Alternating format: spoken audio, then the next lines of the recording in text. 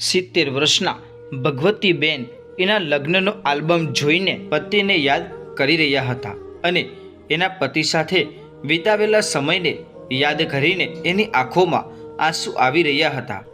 એના પતિના અવસાનને હજુ તો 10 મહિના થયા હતા, પરંતુ ઘરના દરેક ખૂણામાં એની યાદો જોડાયેલી હતી.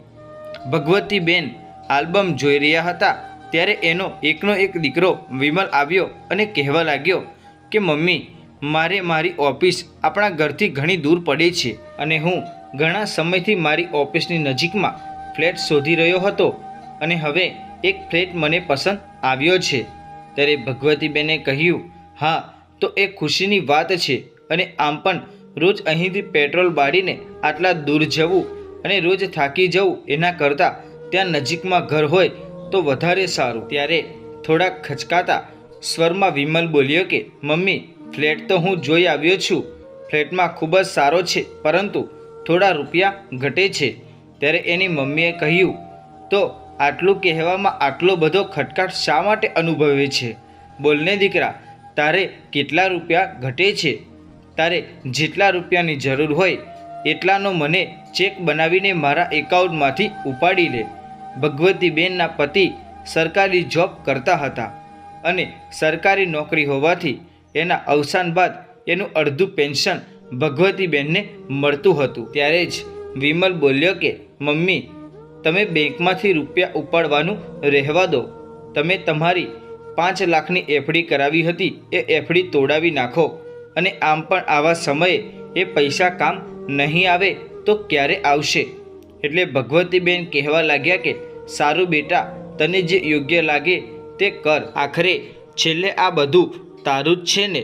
એટલે વિમલ કહેવા લાગ્યો કે ફ્લેટ તો આમ 28 લાખનો છે, પરંતુ બાકીના રૂપિયાની વ્યવસ્થા મેં કરી લીધી છે. મારે તો બસ 5 લાખ રૂપિયા ઘટે છે તો એ આ એફડીમાંથી થઈ જશે.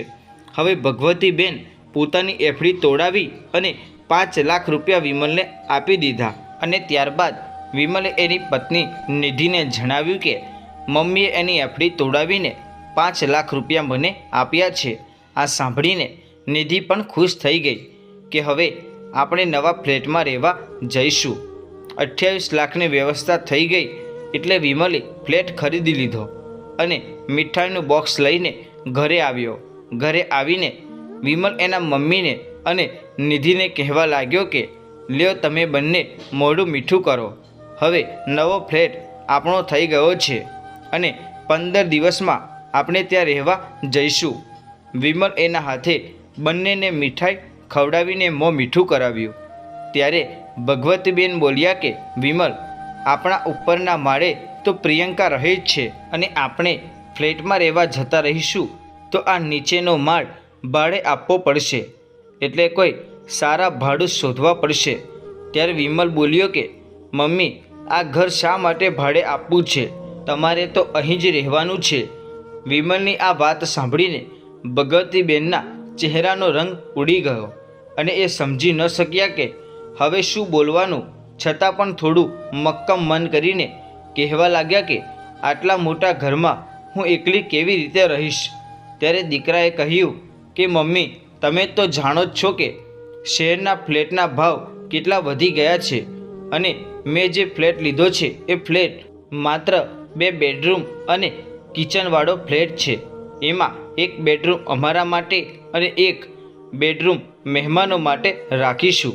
એટલે તમે અહીંયા આટલા મોટા ઘરમાં આરામથી રહેજો, કારણ કે તમે અહીંના વાતાવરણ પ્રમાણે ભળી ચૂક્યા છો.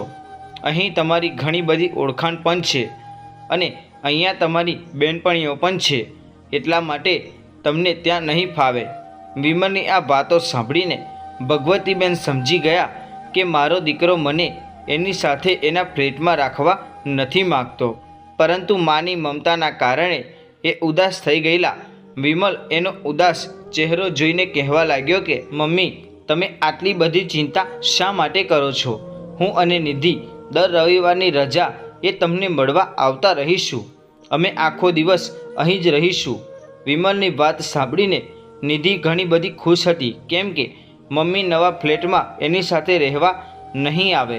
પોતાના દુઃખોને મનમાં સંતાડીને મોઢા ઉપર જૂઠું બોલી સ્માઇલ દેખાડી અને ભગવતીબેન કહેવા લાગ્યા કે બેટા, બાળકની ચિંતા કરવી એ દરેક માનો સ્વભાવ હોય છે. ભલે તું મોટો થઈ ગયો હોય અને તારી યાદો દેખરેખ રાખવા માટે તારી પત્ની આવી ગઈ છે, પરંતુ તું આટલો મોટો થયો ત્યાં સુધી મેં તને ક્યારેય મારાથી દૂર નથી થવા દીધો. એટલે મને ચિંતા થાય છે. એ સ્વાભાવિક છે. તારા પપ્પા તને હોસ્ટેલમાં મૂકવાનું કહેતા હતા ત્યારે પણ હું ખૂબ જ રડી હતી અને તને હોસ્ટેલમાં ન જવા દીધો. પરંતુ અત્યારે તું તારો વિચાર કર અને હવે તારો પોતાનો પણ એક પરિવાર છે. મારું શું છે, તારા પપ્પાનું પેન્શન આવે છે એમાંથી આરામથી હું રહી લઈશ. આવું કહીને ભગવતીબેન ખોટું ખોટું હસવા લાગ્યા. વિમલ એની મમ્મીની બધી વાત સાંભળી રહ્યો હતો, પરંતુ એના મનમાં માની એને જનેતાને છોડવાનું દુઃખ ન હતું, પરંતુ નવા ફ્લેટમાં જવાની ખુશી હતી. નિધિના ચહેરાના ભાવ જાણતા કહેતા હતા કે એ હવે અલગ જ રહેવા માગે છે. ભગવતીબેનને એકેય દીકરી ન હતી, એટલે નિધિને એ પોતાની સગી દીકરીની જેમ રાખતા હતા. નિધિ પણ પરણીને આવી ત્યારથી ભગવતીબેન હંમેશા એના કામમાં મદદ કરતા અને એનાથી ક્યારે કોઈ ભૂલ થાય તો પણ એને પ્રેમથી સમજાવતા હતા. પરંતુ આજકાલની ઘણી ખરી છોકરીઓ સાસરિયામાં રહેવા જ નથી માગતી. વિવાહ થયો કે અલગ રહેવા માટે બહાના શોધવા લાગે છે. 15 દિવસમાં એમને પોતાનો સામાન પેક કરી પિકઅપ બોલાવી લીધું અને ફ્લેટમાં શિફ્ટ થઈ ગયા. આ બાજુ ભગવતીબેન આખા ઘરમાં એકલા પડી ગયા હતા અને પૈસે ટકે તો ઘણી શાંતિ હતી, પરંતુ આ ઉંમરે જેના સાથની જરૂર હતી એવો એકનો એક દીકરો એને એકલા છોડીને જતો રહ્યો હતો. ઉપરના માળે પ્રિયંકા રહેતી હતી અને એ એના જીવનમાં એકલી જ હતી. લગભગ 7-8 મહિના પહેલાં જ એ ભગવતીબેનના મકાન ઉપરના માળે રહેવા આવી હતી. જ્યારે એને ખબર પડી કે એના પતિ કોઈ બીજી સ્ત્રી સાથે સંબંધ છે તો તેને તરત જ એના પતિ સાથે છૂટાછેડા લઈ લીધા અને ત્યારબાદ એણે એકલા રહેવાનું પસંદ કર્યું હતું. છૂટાછેડા બાદ એણે બ્યુટી પાર્લરમાં કામ કરવાનું શરૂ કર્યું અને સાથે સાથે યોગાના ક્લાસ લેતી હતી. રવિવારે સવારે પ્રિયંકા ભગવતીબેન પાસે થોડું દહીં લેવા આવી તો ભગવતીબેન ઉદાસ થઈને બેડ પર બેઠા હતા અને એવું લાગતું હતું કે જાણે 2 દિવસથી જમ્યા ન હોય. ત્યારે પ્રિયંકા બોલી કે અરે આંટી, તમે કેમ આટલા ઉદાસ થઈને કમજોર લાગો છો? તમારી તબિયત ખરાબ હોય તો હું તમને ડૉક્ટર પાસે લઈ જાઉં. ત્યારે ભગવતીબેન બોલ્યા કે આટલા મોટા ઘરમાં હવે હું એકલી પડી ગઈ છું. મને તો નથી કાંઈ ખાવાનું મન થતું કે ન કશુંય બનાવવાનું મન થાય છે. આખો દિવસ બેડ પર પડી રહું છું. ભગવતીબેનની વાત સાંભળીને પ્રિયંકાને ઘણું દુઃખ થયું અને એને કહ્યું કે આંટી, આવું તો ન ચાલે. આમ તો તમારી તબિયત વધારે ખરાબ થઈ જશે. હવે તમારી વહુ અને દીકરો અહીંયા નથી રહેતા કે તમારી દેખભાળ રાખે, એટલા માટે તમે જાતે જ તમારું ધ્યાન રાખવું પડશે. તમે એક કામ કરી લો, કાલથી મારી સાથે યોગાના ક્લાસમાં આવવાનું શરૂ કરો. ત્યારે તમારો સમય પણ પ્રસાર થઈ જશે અને સાથે સાથે થોડું યોગા કરતાં પણ શીખી લેશો, જેનાથી તમારા મનને શાંતિ રહેશે અને ખોટા વિચારો પણ નહીં આવે. ભગવતીબેને પ્રિયંકાની વાત માનીને હા પાડી અને બીજા દિવસે એની સાથે યોગાના ક્લાસમાં પહોંચી ગયા. આવી જ રીતે પ્રિયંકા રોજ એને એની ગાડીમાં પર બેસાડી યોગાના ક્લાસમાં લઈ જતી અને એના કારણે ભગવતીબેન સ્મૃતિમાં રહેવા લાગ્યા. થોડા દિવસ બાદ એ રોજ રાત્રે જમ્યા પછી પ્રિયંકા સાથે બહાર આટા મારવા જવા લાગ્યા, જેનાથી પ્રિયંકાની બધી જ બહેનપણીઓ સાથે એની ઓળખાણ થઈ ગઈ. પ્રિયંકા અને ભગવતીબેનની ઉંમરમાં 20 વર્ષનો ફરક હતો, છતાં પણ બંને વચ્ચે સારી મિત્રતા થઈ ગઈ હતી. આ બાજુ વિમલ અને નિધિ તો ફ્લેટમાં શિફ્ટ થયા બાદ મમ્મીને જ ભૂલી ગયા હતા. ભગવતીબેન ક્યારે ફોન કરતા તો વિમલ ઓફિસમાં છું અને ઘરે જઈને વાત કરું છું, આટલું કહીને ફોન મૂકી દેતો. કારણસર એમને હવે ફોન કરવાનું જ બંધ કર્યું હતું. થોડા મહિના બાદ વિમલનો ફોન આવ્યો અને ખબર મળી કે નિધિ પ્રેગ્નેન્ટ છે અને ડિલિવરીનો સમય પણ નજીક આવી ગયો છે. ત્યારે વિમલ ભગવતીબેનના ઘરે આવ્યો અને એની પત્નીની ડિલિવરીના થોડા દિવસો પહેલાં જ ભગવતીબેનને એના ફ્લેટમાં લઈ ગયો, જેનાથી ભગવતીબેન નિધિ અને એના બાળકોની દેખભાળ રાખે અને ઘરનું કામ પણ થઈ શકે. નિધિના પરિવારમાં તો માત્ર એના પપ્પા એકલા જ હતા, જે વિદેશમાં એના દીકરા સાથે રહેતા હતા. ભગવતીબેને નિધિની ખૂબ જ સેવા કરી અને નિધિએ દીકરાને જન્મ આપ્યો. 1.25 મહિના સુધી ભગવતીબેન ફ્લેટમાં જ રહ્યા અને ત્યારબાદ જરૂર પૂરી થતાં જ વિમલ એને જૂના ઘરે મૂકી ગયો. હવેથી જ્યારે પણ કોઈ વાર તહેવાર હોય તો વિમલ એના મમ્મીને લઈ જતો અને 1-2 દિવસમાં પાછા મૂકી જતો. ભગવતીબેને પણ એના પૌત્ર સાથે ઘણી લાગણી હતી. આખરે એનો એકનો એક પુત્ર હતો.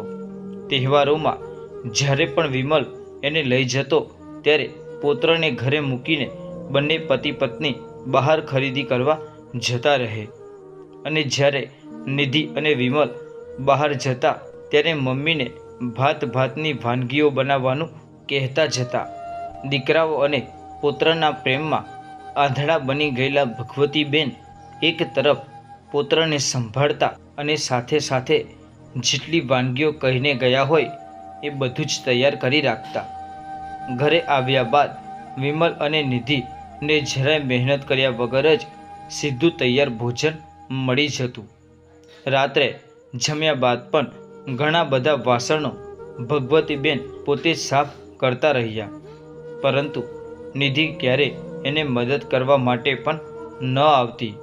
આવી રીતે દર વખતે તહેવારોમાં વિમલ ભગવતીબેનને વાનગીઓ બનાવવા માટે અને ઘરના કામ કરવા માટે લઈ જતો અને બીજા દિવસે સવારે પાછા મૂકી જતો. થોડા દિવસ બાદ દિવાળીનો તહેવાર આવવાનો હતો એટલે નિધિએ વિમલને કહ્યું કે તમે મમ્મીને લઈ આવો, મારાથી આખા ઘરની સાફ સફાઈ નહીં થઈ શકે. એટલે વિમલ કહેવા લાગ્યો કે સારું, હું આવતીકાલે સાંજે ઓફિસેથી ઘરે આવતા સમય એને લેતો આવીશ. બીજા દિવસે સાંજે વિમલ અને એની મમ્મી પાસે પહોંચી ગયો અને કહેવા લાગ્યો કે હે મમ્મી, દિવાળી આવી રહી છે અને તમારો પુત્ર અને નિધિ તમારી રાહ જોઈ રહ્યા છે, એટલે તમારે આવવું પડશે. પુત્રનું નામ પડતા જ ભગવતીબેન ખુશ થઈ ગયા અને વિમલ સાથે જવા તૈયાર થઈ ગયા. એ ખૂબ જ ખુશ હતા કે દિવાળીનો તહેવાર એના વહુ અને દીકરા સાથે ઉજવવામાં મળશે. બીજા દિવસે સવારે વિમલ નોકરીએ જતો રહ્યો અને નિધિએ ઘરની સાફ સફાઈ કરવાનું કામ કાઢ્યું. એટલે ભગવતીબેનને ખ્યાલ આવી ગયો કે વિમલ એને શા માટે અહીંયા લાવ્યો હતો. નિધિએ ઘરના બધા જ વાસણો સાફ કરવા માટે ભગવતીબેનને આપી દીધા અને ભગવતીબેન એકલા હાથે જ ઘરના બધા જ વાસણો સાફ કર્યા. વાસણ સાફ કરવામાં જ એને સાંજ પડી ગઈ અને નિધિએ સાંજનું જમવાનું પણ એને એની પાસે જ બનાવડાવ્યું હતું. થાકીને લોથપોથ થઈ ગયેલી ભગવતીબેને જેમ તેમ કરીને રસોઈ બનાવી. ત્યારબાદ થોડું જમીને સૂઈ ગયા. નિધિએ સતત 3 દિવસ સુધી ભગવતીબેન પાસે એના ઘરની સફાઈ કરાવી અને ઘરના પડદા ધોવડાવ્યા, જેના કારણે ભગવતીબેન બીમાર થઈ ગયા હતા. 2 દિવસ બાદ દિવાળી હતી અને વિમલ એની દવા કરવાના બદલે કહેવા લાગ્યો કે ચાલો મમ્મી, હવે તમને હું તમારા ઘરે મૂકી જાઉં. આટલું સાંભળતા જ ભગવતીબેનને એક ઝટકો લાગ્યો અને એ મનમાં વિચારવા લાગ્યા કે સતત 4 દિવસથી મારી પાસે વાસણ સાફ કરાવ્યા, ઘરની સાફ સફાઈ કરાવી અને હવે બીમાર પડી ગઈ છું તો મને ઘરે મૂકી જવાની વાત કરે છે. દિવાળીનો તહેવાર છે તો પણ મારો દીકરો મને એ જૂના ઘરમાં એકલી રાખવા માગે છે. મને લેવા આવ્યો ત્યારે તો દિવાળીનો તહેવાર મનાવવાની વાત કરતો હતો અને હવે ઘરે મૂકી જવાનું કહે છે. ત્યારે થોડી હિંમત કરીને ભગવતીબેન કહેવા લાગ્યા કે વિમલ, મને તાવ આવી ગયો છે, એટલે ઘરમાં તાવની ગોળીઓ હોય તો મને આપ. ને ત્યારે વિમલે નિધિ પાસે તાવની દવા મંગાવી અને એના મમ્મીને આપી દીધી. તાવની ગોળી ખાધા બાદ વિમલ કહેવા લાગ્યો કે મમ્મી, હવે હું તમને તમારા ઘરે મૂકી જાઉં છું. એટલે ભગવતીબેન સમજી ગયા કે હવે મારા દીકરાને મારા પ્રત્યે કોઈ પણ પ્રકારની લાગણી નથી રહી અને મારી કોઈ જરૂર નથી રહી. એ મને અહીંયા ફક્ત કામ કરવા માટે જ લાવ્યો હતો. થોડો સમય લાગ્યું, પરંતુ ભગવતીબેન હવે સમજી ચૂક્યા હતા કે દીકરાના સંબંધ હવે એના કામ સુધી જ રહ્યા છે. એ મને એક નોકરાણીની જેમ જ એના ઘરે લઈ જાય છે અને એનું કામ પૂરું થતાં બાદ જ મને પાછી મૂકી જાય છે. પરંતુ આજથી હું આ સ્વાર્થના સંબંધોના મોહચામાંથી છૂટવા માગું છું. હવે દીકરો અને દિવાળી જેવા તહેવારમાં રાત્રે ઘરે મૂકી ગયો એટલે ભગવતીબેન પોતાના ઘરમાં જઈને સીધા જ બેડ પર પડી ગયા અને દીકરાના આવા વર્તનથી એને ખૂબ જ દુઃખ થયું. એટલે એ રડવા લાગ્યા. ત્યારે પ્રિયંકા નીચે આવી અને ઘરની લાઇટ ચાલુ કરી એટલે એ ભગવતીબેનને મળવા આવી. ઘરમાં આવીને જોયું તો એ રડતા હતા. એટલે પ્રિયંકા કહેવા લાગી કે અરે આંટી, તમે તો તમારા દીકરાના ઘરે દિવાળી કરવા ગયા હતા, કેમ આમ અચાનક પાછા આવી ગયા, અને એ પણ દિવાળી જેવા તહેવારમાં? ત્યારે ભગવતીબેન એટલું જ કહી શક્યા કે મારા વહુ અને દીકરાને મારી નહીં પરંતુ એક નોકરાણીની જરૂર છે. હવે પ્રિયંકા બધું જ સમજી રહી હતી એટલે એને એવું કહ્યું કે આંટી, તમે ઉદાસ ન થાઓ અને મારી સાથે ચાલો. આપણે આપણી બાલ્કનીમાં દીવા મૂકીએ અને દિવાળી ઉજવીએ. તમે મારી મદદ કરજો. પ્રિયંકાએ એને ખુશ કરવાના પ્રયાસો કરવા લાગી. ત્યારબાદ બંને ધનતેરસની ઉજવણી કરી અને લક્ષ્મી માતાની પૂજા કરી. પ્રિયંકાએ એના હાથે જ ગુલાબજાંબુ બનાવ્યા હતા. એ ગુલાબજાંબુ એક ડીશમાં લઈને ભગવતીબેન પાસે આવી અને ભગવતીબેનને ગુલાબજાંબુ ખવડાવી દીધા. પ્રિયંકા પારકી હોવા છતાં પણ એને ભગવતીબેનને પોતાના કરતાં પણ વધારે પ્રેમ આપ્યો. પરંતુ એના પોતાના વહુ અને દીકરાને આવા તહેવારોના દિવસોમાં પણ અહીં એકલા રહેવા મજબૂર કર્યા હતા. પરંતુ પ્રિયંકાનો આટલો બધો નિસ્વાર્થ પ્રેમ જોઈને ભગવતીબેનની આંખોમાં આંસુ આવી ગયા. ત્યારે પ્રિયંકા બોલી કે આંટી, મેં તો તમને ડુંગળી નથી ખવડાવી દીધી કે તમે આમ આંસુ વહાવી રહ્યા છો. ત્યારે તમે તમારું બધું જ દુઃખ ભૂલીને મારી સાથે તહેવારનો આનંદ માણો. પ્રિયંકાની વાતો સાંભળીને ભગવતીબેન હસી પડ્યા. પરંતુ વહુ અને દીકરાએ આપેલા દુઃખની યાદો ક્યારેક ક્યારેક તકલીફ આપતા હતા. વિમલ ઘરે મૂકી ગયો ત્યારબાદ એનો ફોન પણ નથી આવ્યો અને એને મમ્મીના ખબર અંતર પૂછવાનો પ્રયાસ પણ ન કર્યો. સાંભળ્યું છે કે મા તો મા કહેવાય છે અને સંતાન ગમે એવા હોય પરંતુ માના પ્રેમમાં ક્યારેય ખોટ નથી હોતી. આટલી તકલીફ સહન કરીને પણ ભગવતીબેન એવું વિચારતા હતા કે મારો દીકરો અને વહુ મારા પૌત્ર સાથે એકવાર મારા ઘરે આવે. મારા પૌત્ર તો મારું આ જૂનું ઘર હજુ સુધી જોયું પણ નથી. એટલે એમણે વિમલને ફોન કરીને કહ્યું કે તું અને નિધિ બંને નવા વર્ષના દિવસે અહીંયા આપણા જૂના ઘરે આવજો. એટલે વિમલ બોલ્યો કે મમ્મી, મારી પાસે ટાઈમ તો નથી, પરંતુ તમે કહો છો તો ચોક્કસ આવી જઈશું.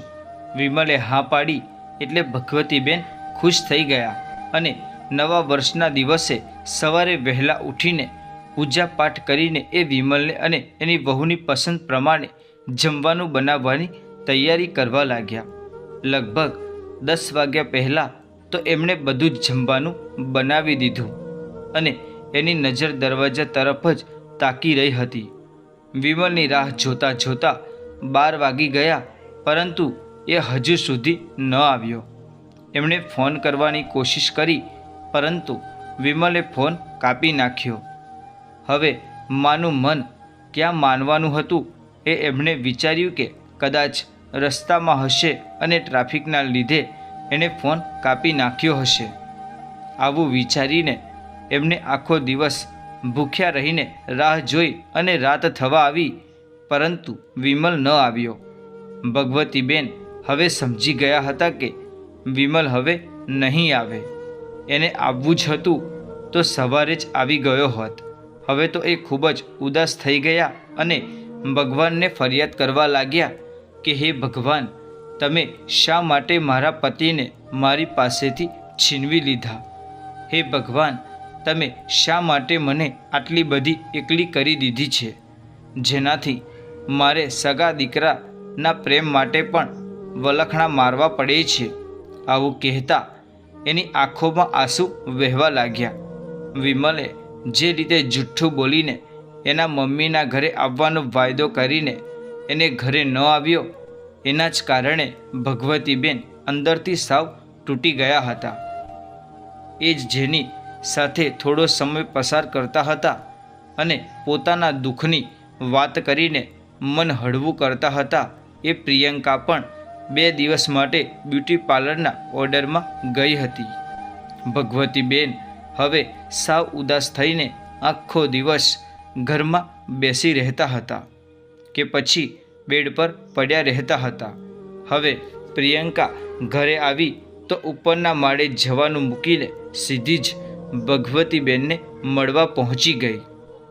ઘરમાં જઈને જોયું તો ભગવતીબેન પહેલાંની જેમ જ ઉદાસ અને કમજોર લાગી રહ્યા હતા.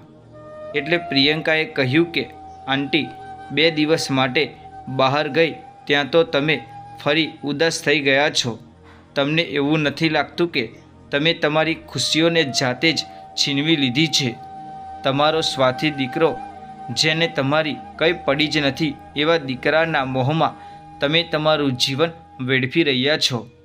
હું પણ એકલી જ છું, તો પણ મને ક્યારે ઉદાસ નહીં જોઈ હોય. તમારે હવે તમારું વિચારવું જોઈએ અને તમારું જેટલું જીવન વધ્યું છે એને ખુશીઓ ભરવાનું કામ તમારા હાથમાં જ છે. પ્રિયંકાની વાતથી ભગવતીબેન જોશ ભરાઈ આવ્યો અને એને એવું થયું કે પ્રિયંકાની વાત સાચી છે. મારા દીકરાએ અને એનું પરિવારનું વિચાર્યું છે અને હું એની મા હોવા છતાં પણ એને મને હંમેશા એના સ્વાર્થ માટે જ બોલાવી છે. મારો દીકરો તો એના ઘરે બોલાવીને મારી પાસે એક નોકરાણીની જેમ જ બધું જ કામ કરાવે છે. પરંતુ હવે આજ પછી હું આવી ભૂલ ક્યારે નહીં કરું.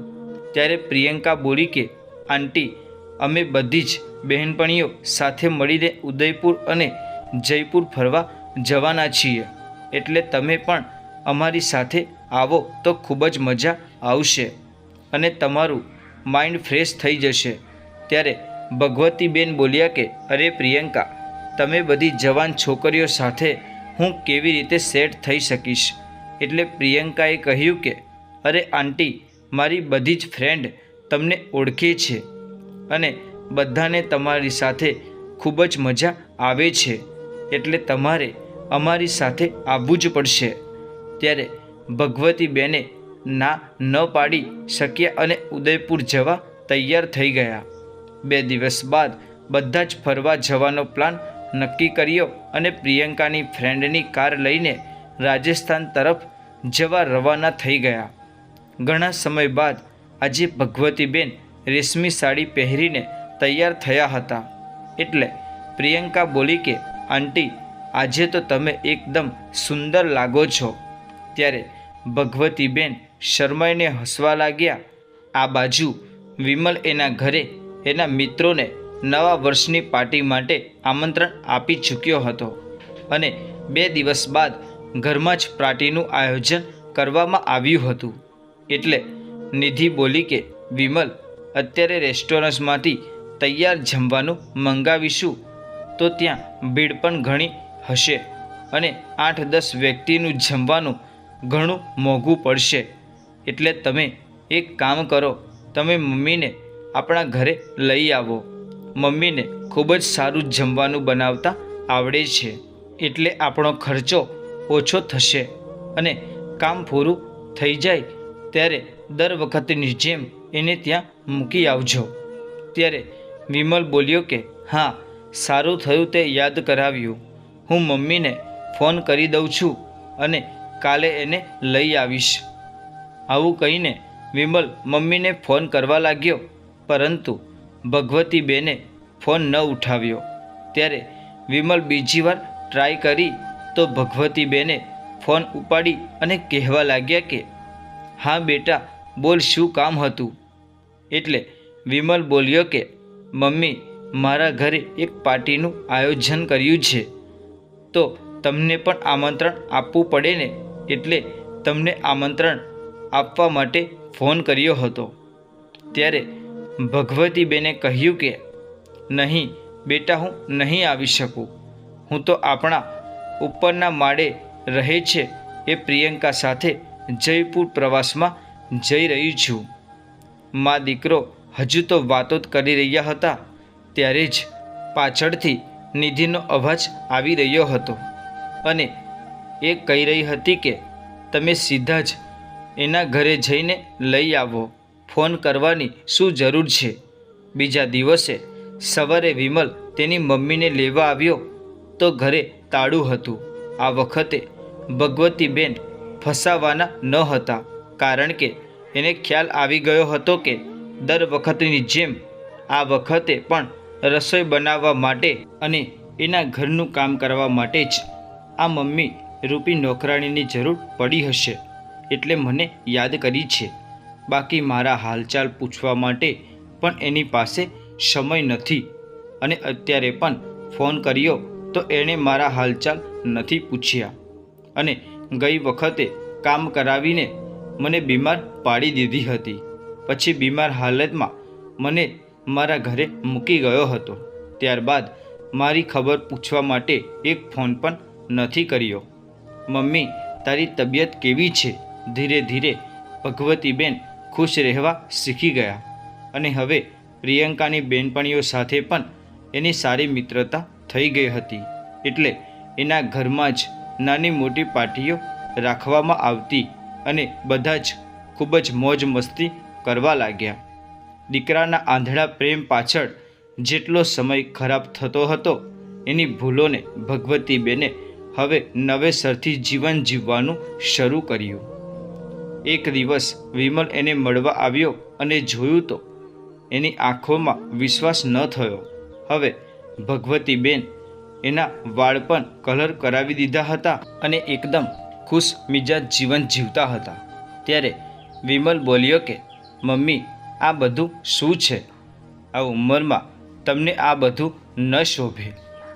એટલે ભગવતીબેને સરસ જવાબ આપ્યો કે ઉંમરનું તો હું પછી વિચારી લઈશ, પરંતુ તારા જેવા સ્વાર્થી દીકરાના પ્રેમમાં મોહમાં મેં ઘણો બધો સમય વેડફી નાખ્યો છે અને હવે તારે જરૂર પડે તો કોઈ બીજી નોકરાણી શોધી લેજે. તારી મા હવે તારા ઘરે નોકરાણીની જેમ કામ કરવા નહીં આવે.